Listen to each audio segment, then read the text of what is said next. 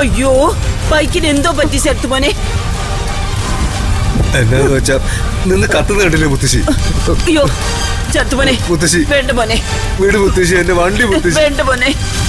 അയ്യോ പോവല്ലേ ശരത്തുമോനെ, വേണ്ട.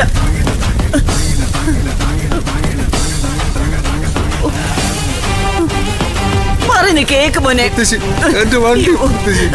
മോനെ നീ ആ എയർഫോഴ്സിനെ ഒന്ന് വിളിക്ക്. എയർഫോഴ്സ് അല്ല മുത്തശ്ശി, ഫയർഫോഴ്സ്.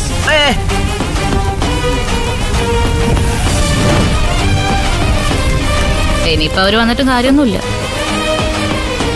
ശരത്തിന്റെ പടവീടൻ പടമായി. ദേവികെ, എരുതിയിൽ എണ്ണ ഒഴിക്കാൻ വന്നേക്കുവാണോ?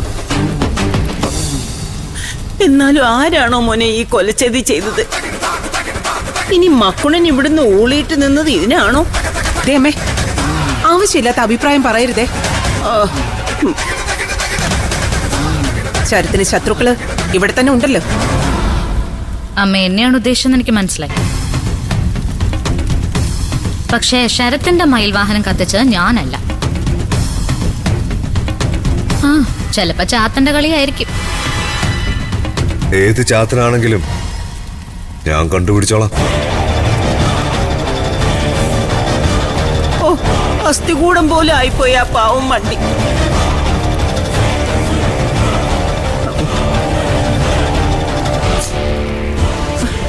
മോനിങ്ങനെ വിഷമിച്ച് നിൽക്കാതെ വീട്ടിലേക്ക് കയറി വാ.